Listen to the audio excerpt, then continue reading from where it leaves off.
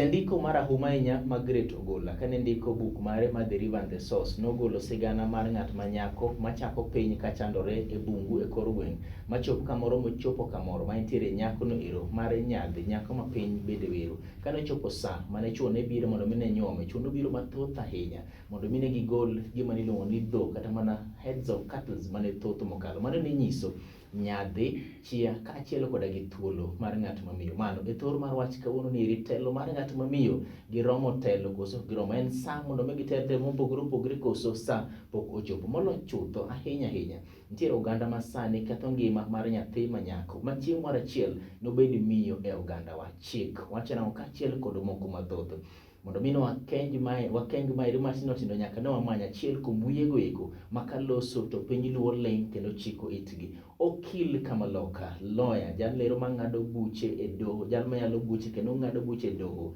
Agnes Aron live e chenro mari mar Kuku mar wach. Nyinga en Haron Otieno machiegni e chenro ni eri. Wakili dhi nade?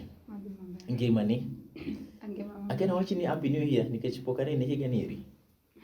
Koso koro bora ahinya ok oromore gi happy new year.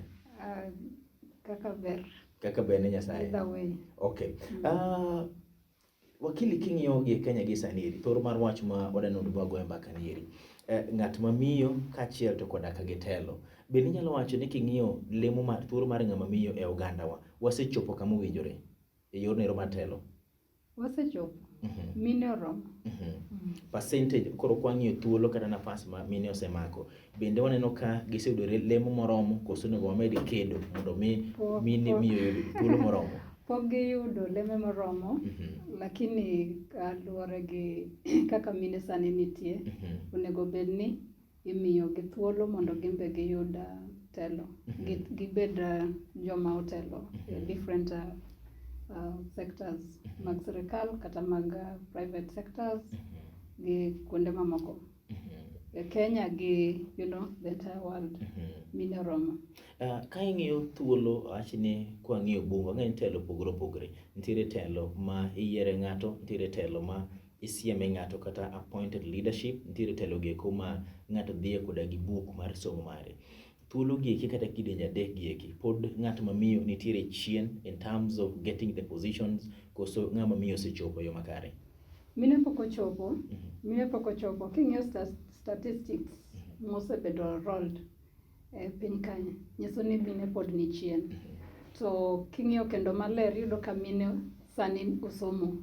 King'iyo kuonde ka qualification en mar somo. Kopo ni position kata telo moro midwa mi ng'ato e organization moro en qualification mar en somo. Wan gi mine mosomo. Osomo mang'eny. To pok omigi positions go eko. Challenges pod ng'eny. Koro kanyal wacho ni giseyudo positions pok giyudo. Luoro maka okil Agnes kiwacho ni pok omigi positions gieki. Manyiso ni udwano miu e gima dhombo luongo ni silver platter koso udwano uked mondo mi uyud thuolo gieki. Ok ni silver platter. That's the gima mena wacho ni mine osomo. Gin gi qualification. They are competent. Can you competent? Gin gi nyalo. Yes. You know, gin gi skills gite mana kaka joma chuo. But the challenges, nitiere challenges moko ma pod omonogi chopo. Ok ni miyogi, but pod omonogi chopo kumonego bedni gichope so that wawach ni koro, mine koro, nitiere positions go. Nitiere gima nite wachini ga chande ni mine osechopo kuonde gieko ma koro onego bedni ginyalo kendo thuolo margi nitiere kata kamano pok giyudo thuolo gieki te. Wang'e ni mar yiero chande joma chuo biro laro kodi kendo gima idhi e dep ma ji nyalo yieri kata ok nyal yieri. Ma isieme ng'ato appointive positions kata ma ker chiwo kata mana ma governors ma wachiwo kata ma ichiwo kuonde mopogore opogore. Ineno nade kwa wacho ni ng'at mamiyo pok obedo opara ma mbele mar laro thuolo gieki kata mar ting'o nyangile mare malo ma kidwa siem ng'ato ikone okil Agnes ni kata chande wasieme odhi obed nwa speaker mar county assembly ma Kisumu molpogre ne wasiem ng'ama dichuo ma kama eri. Be usechopo mbele? Mano kiwacho mano is political aspect. King'iyo political aspect, yes. Mine oromo. That is what I will still emphasize. Yes. But kaka wacho nitiere challenges. Political challenges nitiere. Yes. Matinde niya nitiere gik monego bed ni timo so that ichop kanyo. Yes. As also as a woman. maseche moko nyalo bedo barriers ineno. Alafu nitiere challenges mawacho mopogore, for instance kaka joma mine wan gi cultural ing'eyo culture also affect us motamo watelo in a way that, for instance joma chuo kata the world pod neno ni ng'ama miyo pod ok nyal bedo telo makama ineno. Family issues pod biro in between, nikech yudo ka koro ng'ato wacho ni ati ng'ama miyo osedhi maternity en gi nyathi, ang'o biro e telo kaendi nade, onge time ineno. King'iyo kata financial stamina kata joma chuo bwaka ogarus ko wacho maternity, awacho ni for instance kiyach when you are pregnant to nitiere challenges ma you can experience as a woman. Initial stages depend luore. Koro mago ng'ato bro wacho ni you cannot discharge your duties or responsibilities maber nikech iyach ineno. Koro dhimoni biro tich kako nego beniti mango itimor bro moni discharge responsibilities ka magi kako nego beni ng'ama chuo chane dhi discharge because en gi health ne ing'eyo. Bang'e kisenyuolo nyathini gi maternity nyathini gi dwaro ge be ichaki wacho ni ng'ama miyo bro kawo a lot of time attention nyathi ineno nyathi koro kawo attention ne okawo maternity leave, chuo kawo maternity leave a few days but ng'ama miyo dhi kawo dweche adek ineno mondo nyathi otegno maber koko duogo timang'o oduog otim tije. So those are things ma affect mabedo achiel kuom challenges ma affect ng'ama miyo kopo ni ng'ama miyo chungi ng'at ma ng'ama wuoyi ineno. And most of the time iyudo for instance kata in small organizations, and I've had this most of the time kata ka friends ga or other people my peers wacho iyudo ka there is a position wawere kata gi madongo go, let's start the small ma wan godo e piny ka. Iyudo ka ng'ama nitiere position e organization, a small organization, to position there's a man and there's a woman, ng'ama dichuo gi ng'ama wuoyi. Tiyudo ka ng'ama miyo cha o apply the same internal or kata external or apply for the same position my levete to the next level to ng'ama wuoyi bo apply, but ka decisions makers ka obet piny to some of the things magi consider near, especially if you're a young person body ni in pod in these stages you will not be able to discharge your responsibilities fully. One of the things magi highlighted near ibo dwaro ni mondi dog ot chon. You know, as a woman you have to go back and prepare things in the house. Kin gi nyithindo, young family, you have to go and take care of your children tedango because the whole day ni onge, so you'll have to leave, you'll not work beyond some time. Ibo dwaro ni bed ot aya ng'ama wuocha to gineno ni can extend to whatever time, right? Ichaki yudo challenge machelen ni koro gifeel ni other things kichako kendi apply this thing maternity leave, kichaki apply sijui nyathini tuo you want to go and attend. Ineno gik makamako most of the time joma mine ema tero kata nyathi osuptal, ng'ama mine ema most of them dhi e school. So all those interferences chuo neno kagima you are not there fully so that you are able to take up this. Nitiere luoro ma ji nigodo wakili, jomoko wacho ni mokwongo yiena go watch this comment ni aloso kodi aneno wang'i awinjo nyaka gimo kinyisa thuolo monego bed ni miyo ng'at mamiyo. To nitiere jomoko mawacho ni ng'at mamiyo kobet e kom to biro tiyo ji nyadiriyo mpaka nyadidek, obiro ti noyudo thuolo ni eri, obiro ti ni joma chuo osenyonowaga ahinya, then obiro ti nyaka koda gi the emotions magi bende. En adier ni ma momiyo ji oluoro ni kawuono ka wang' okil Agnes motelo nwa kaeri kata otelo nwa organization nwa kama eri to biro koni joma chuo osebedo mbele ahinya. Is the fear real koso? No, I actually disagree. Okay, that is true because that will be somebody's character. Kata obed mananga madichuo, onyalo beda ni Naomi I want to jogi obede boya, you know, that is somebody's character. But you generally how leadership should be. It has nothing to do with that sebedo backwards adwanyono jogi. It has nothing to do with that completely. So I disagree. Mako miu thuolo bedo nyatelo maber maok ni ane makwongo bedo chief mosega bedo ka gin mana chuo adwa tiyo chuo mane kor gweng' nieri. Okapar kamano nego bedi ko country jomoko ma will lead like that, then that is wrong. Kopo ni ng'ama miyo nyalo dwaro telo for that specific reason, then that is wrong. Because ang'eng'a gimokwongo for women, we are very diligent and very honest. You know, waonge mibadhi moko mang'eny. If I compare now with men, I could be wrong. King'iyo the percentage, if you talk about the percentage, iyudo ka chuo nyalo timo gik ma mibadhi ma galagala. But for women, they're somehow a bit reserved when it comes to gik ma mibadhi. Most of them like doing tijegi, honestly. And then they're very honest and very responsible. Kopo ni omi ngama miyo tich. Yudo ka odista tijno gi chuny achiel. Obotiyo yo makare. Obodwaro tiyo gi chuny achiel mondo to the conclusion. Director mara nyiso no dakika achiel kendo ma take program in fact 30 seconds. Wakili iwacho ga ni ng'ama miyo en jawasik ng'at mamiyo. Jasiasa moro amora momako mine ng'ano nyaka bed ga e telo. You agree koso ki agree? Jasiasa momako mine ma mine were en nyaka gone ga kura. In fact 100%. To un ka uchung to kendo koro ng'ama miyo ok dog yieru kendo. Teko ma un godo mar keto joma chuo telo. Da ku ket godo achiel kuom e telo. Ujo wasigu wegi koso kujo wasigu. Okwajo wasigu. It is something that has been said, but I doubt if it is true. Kain gi adira moro yekanyo. What I perhaps think and manani pod patch G, you know, traditionally looking at where we've come from, so many years you can look back. You look at the setup manukete wi ng'ama dhako. You know, you are not a leader. You cannot lead. It is men. And unfortunately it happens in many communities. I've gone to some organizations. Sometimes back I used to work with some organization, Action Aid. Tiudoka, we went to a community, Kuria, and they were seated down to Kelkombe.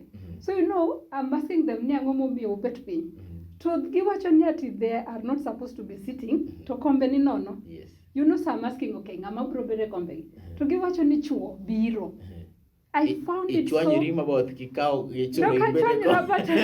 na realize kaka pod one. Yes, pod one chien. So it means ni mentality mo kete wiwa kata ngama dhako. Matene ni kata dhako makuto wacho ni miyo ni ok nyal timango, ok nyal rulo to gini be. Bedo spread mo gi joma chuo. Nyako cow break. Wakili, aino kitingo constitution kairi, katiba niri, miyo ng'ama miyo thuolo yo makare koso komiyo, hold that thought. Bang' nyiri machuok kende live, e chenro mari mar kuku mar wach, en kuku mar wach adieri, onyisa ni Haron, ano katamra ni ng'at mamiyo nyalo tayo piny nyadidek, nobro tayo gi somo mare, obro tayo ni do thuolo mar nyono ng'ama dichuo kaachiel, to kada gima kizungu luongo ni emotions, magwache ni mano ken adieri, mine nyalo kendo sao romo, mondo mege tim mano mowinjore mondo mege tim. Chenro ni eri, biro ni kachiel kawuok offices wa mantiere nanga yonero madhi Dunga Beach kukil kamaloka. Agnes Aron live e kuku mar wach, iluonga ni Haron Otieno.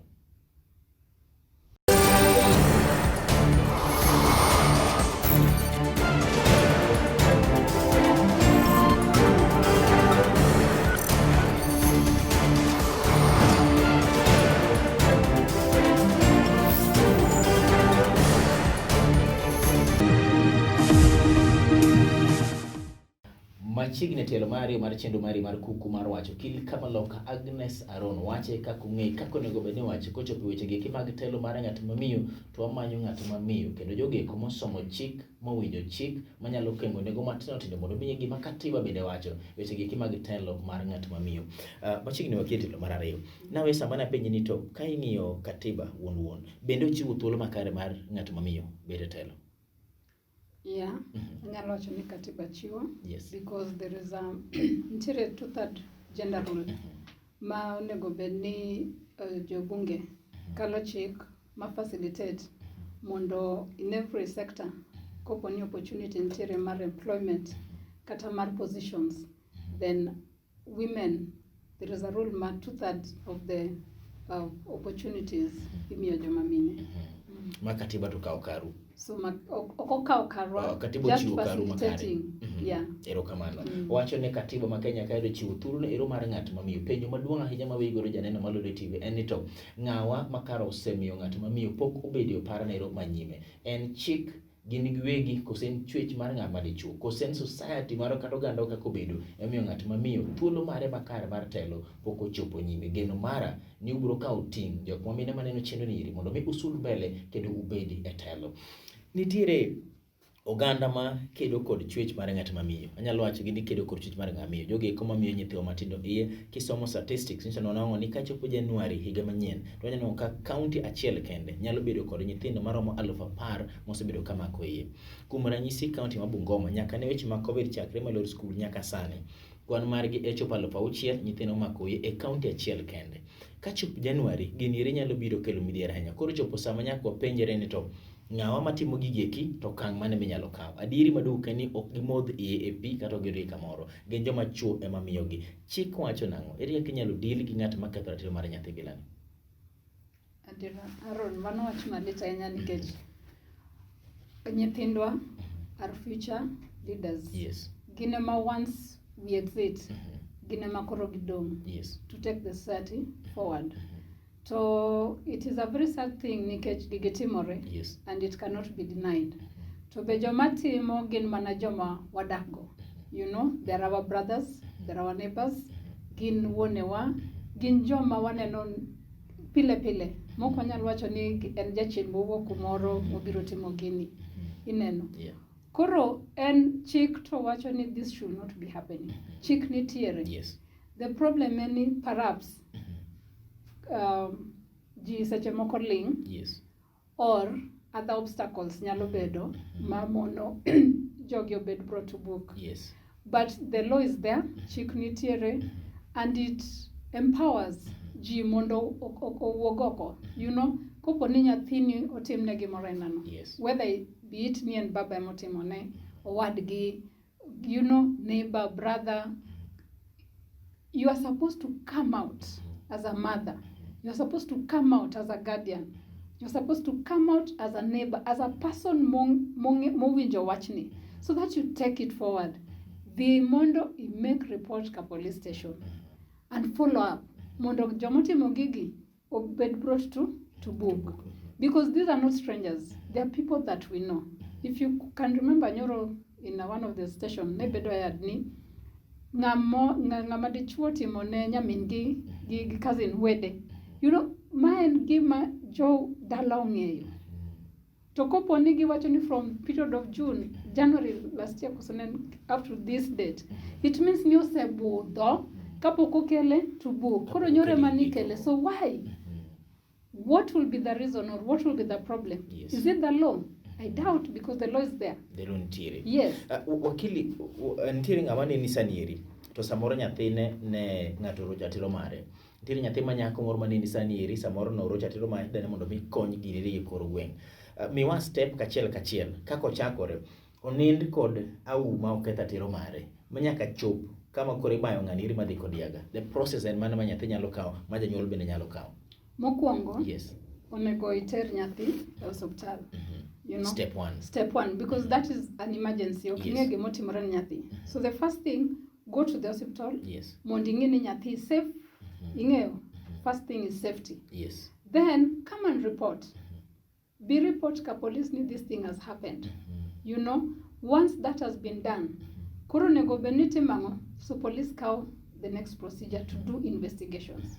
To Samindhicha, you must also go with full information. Yes. Not scanty. Gik moko makoro police wacho ni ok gine Idila dana moro kwajo scanty. Obi gi ranyisi moromo. For instance, kibiro, Yes. ibiro kigoyo report. You know, when you're making a report, okipand weche moko. You know? Yes. Kopo it is something that you saw. Ni neno. Ineno gi wangi kama Yes, seche moko nyalo bedo ni donja out, or you are walking along kaka waneno jomoko ni I was walking then I saw. Ineno. Just come and say ni neno. Don't fear court. Because first you say ni neno, you'll be a witness. Moko kata koti chope nade wakili. Adhiambo konywa konye nikech ing'eni in gi ng'iyo gi doho. Mana kaka bina ng'iyo gi studio kairi. Kachako to anya adhi mbele. Ibin ng'iyo gi koti nya donjo yo mara mora. Adhiambo kata tero mare osedhi e hospital oseyuda dieri ne orocha tero mare donge. Tielo mar ariyo odhi kanye. Kosedhi ka police. Yes. So Osea hospital. Odhi ka police. Odhi ka police. Yes. And because it's a minor nyako dhi gi janyuol. Yes. Or a guardian. Yes. Or a neighbor. Because tinde kara neighbors will come to our daughters or our children's help. Yes. Kisedhi, then the police now will give you further information. Tere forms monego beni daktari dhi filo. Yes. So because you had gone there, you'll still take this form back to the doctor, and the doctor will fill. Medical report. You work a police check it okay daktari. Okay. You work a police check daktari, because that is the most crucial part of it. Yes. The medical aspect of it. Nikech mano gima dhi kelo connection between nyathini kata ngamo chwany gi that guy. Yes. Ngama bed accused. Because if there is no connection, yes, then it means ni nokotimore. You see, seche moko when there is no, you know, like the Gikelo definition, the Sexual Offences Act, chiwo, makosa. Like kawacho ni defilement and makosa. So they define what defilement is. Ineno. Yes. Talking of the Sexual Offences Act, wacho ni ngacha odonjo, kuom mano will be defilement. Yes. So kopo ni no odonjo kuom nyathi, then it means near the report should be showing near dear no yud something. Or you'd nyirri moko manyiso ni no donjo kuom nyathi. No yud ni odonjo kuom nyathi. Yes. So sometimes even if there is no eyewitness, but there is that evidence ni no donjo, the medical aspect. Yes. To match. Moyud kuom nyathi ni would match gi ngama bed accused. Then kata kane janeno onge, then ngano would probably not go scot-free. If they market. Yes. You know? Yes. Seche ma gik magi kotimore, inongo ka ntiere dwaro moro bende ni walos gigi oko mar doho kata water gigi e doho kujo chande. Ang'eyo ni doho dhi kelo ratiro. Doho samoro kel kwe manyaka chieng'. Loso gi oko mar doho nyalo kelo kwe manyaka chieng' to ratiro nyalo kosore. Ere ma jodich goda ahinya. Wadich kod ratiro koso wadich kod kwe manyaka chieng'. Nikech masa moro nero, masa moro waya moro gini nomake kod wuod jo. Nochi ni yawa. Ang'a mong'ere ang'o tim kamera waketo kwe gini iri. Ang'o minyalo wacho being okil kama loka to gibedo a woman in this society. Kaka, my own personal opinion. Yes. I really will not activate for that because one of the thing in here. Yes. Kitimo makosa tiner ng'ato. Yes. To ni timo gima chal kamano ne nyathi. Kopo ni wech ni oloska, chances are that idhi time the second time because okwera gimotimni. Okwera monyisa ni kik chake tem kitimo wang'e to agoyi. That happens most of the time. Yes. Most of the time it happens ni the repeated offenders. Yes. Because onge action mo kaunegi. You know, and if it is somebody man give mwandu watching after all, I gave money, so it is not like nigging one on her. I gave something, so that is what has set me free. You know. Yes. So, and then secondly, nyathi ma udwa watch neni is a young person. Podonge gi decision mar make. Yes. So we are making decisions on her behalf. Kata his behalf, because even men find themselves in these cases. Koro kido wacho ni wach ni rucha. To nyathini, have you taken care of feelings ge? How is she feeling? How will she grow up? Knowing ni nerwa notimona kama to mamwa gini kata jonyuol no winjore awinja to wach no rumo. How do you think this child will grow up? To ka nyathi owuon owacho ni oyo anko notimona kama eri kata nera notimona kata baba notimona kama eri lakini aneno ki an mondo mi ang'wonne kik adonj kod weche mag doho. Inyalo siro mano? Mano bokanyal siro because nyathi will not, if you look at the normal kata the chike yes, they don't have a constitutional mandate manyalo miyo gi chik mar wacho yes or no or manyalo wacho ni this is my, because they are young. Emo mi anyisi ni pog okil asidogi bere ni a woman in society madaro kwe na generation mabiro nyime. Ka pogo gokili. Yes. Tabedo a woman. Yes. I mean it's not right. Okay, sero mano it's not right. Manyiso ni kik obed jogi eko manyalo kedo ni waloso weche gi kama chalo kaka jatelo mar nyathi oko mar doho. Nitiere nyathi maneni sani eri. Nyocha norocho ratiro mare, jonyuol ne nyono wach ni iri oling godo min gi, wuon gi bendo oling godo. Ng'ama no chande pod oneno ka wuotho. King'iyo kamera ni ritir. Binyalo loso gi nyathino ero. A word of encouragement kata gimoro monyalo timo. King'iyo kamera ni tir. A word of encouragement ni nyathi ainano. One of the things I would say niya, ka janyuol ni ling, take an initiative. Kin nyathi manyalo wuoyo, you can seek help. Inyalo dhi ka jirani, inyalo bedo kata gi watni moro ma you can confide in, ma inyalo wuoyo go mawinji, kata ka nyaminu, kata ka ng'at machielo manyalo winji. Dhi nyis wachni, pimne wachni so that you can be helped. Janyuol maneni sani eri bende norocho ratiro mar nyathine osetemo dhi e process mag ka police kuond mopogore to kone kod ratiro mare. Nitiere geno nyalo biro yudo chieng' moro? Justice is real. Yes. The rule of law. All of us in this country, we live by the rule of law. Onge ng'at ma is above the law. Onge ng'at ma nyalo timo gik moko out of the law. So the only thing ma govern wa, ma rule wa kanyakla is the law. That is what brings us at par, all of us as citizens, be it ni ngi mwandu, be it ni onge go. So when we are living within the rule, kija nyuol, don't lose hope. Don't lose hope, because we know nitiere jomoko ma will fight you mondo wachno oruchra rucha. But be firm. Bed ngama is very firm, ngama nigi teko, so that you find help. You can go koponi the police and the police are not able to help you for whatever reasons. Kechwangeni seche moko in society ngato nyaka bed ni omigi moro so teri mana, corners mang'eny. There are so many civil organizations. Go to children's department. The NGOs kaka FIDA, Legal Resources Foundation, so many organizations, Kelly, all these organizations, kata Human Rights Commission, because these are issues of rights. Yes. You will be able to get help. Koro kik chunyi tho kaka janyuol.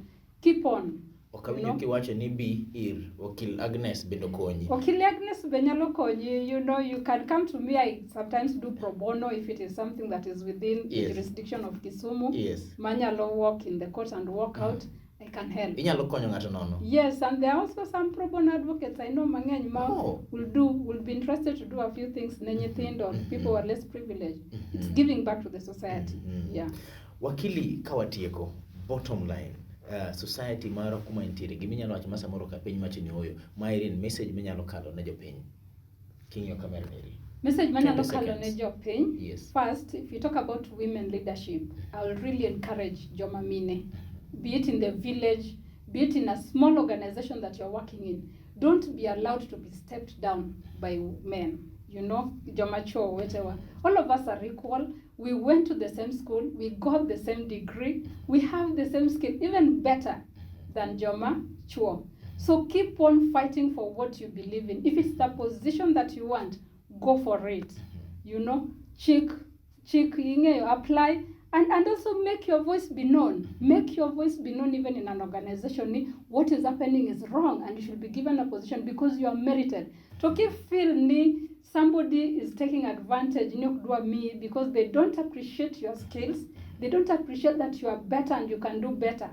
Then you can venture into other organizations. You are better off and they can appreciate Bernie that you are going to bring into that organization. Erokamana henya owache gi chir owache kod mijingo to molo chutho owacho ni gigo eko ma joma chuo timo bende gin yue kaka joma mine ginyalo timo maber moloyo mano manyiso ni kata kom mabete ni eri kinyalo lok ma Agnes duok koni machaka dok koja chande onyalo timo seche moko maber molo kata kaka Haron Otieno. Mano iyo maber mogik mar tieko chenro ni eri. Jandiko marahuma ahinya William Shakespeare kane go sigana mar Merchant of Venice nogolo nyako ma iluongo ni Grusha kano chung mano yiero chopo odiochieng' mare mar keny nogolo speech mare mano we dhano kapod home ka giwacho ni karang'ama ne wachayo ni eri nitiere koda ka giparo kaachiel kod obongo no ero maler ahinya mano manyiso ni telo mar ng'at mamiyo nyalore wami ng'at mamiyo thuolo watingi malo kwaterogi mondo mi gichop kare gichalo agulu makomako matek ahinya to nyalo tore to bende ka wamako mayom ahinya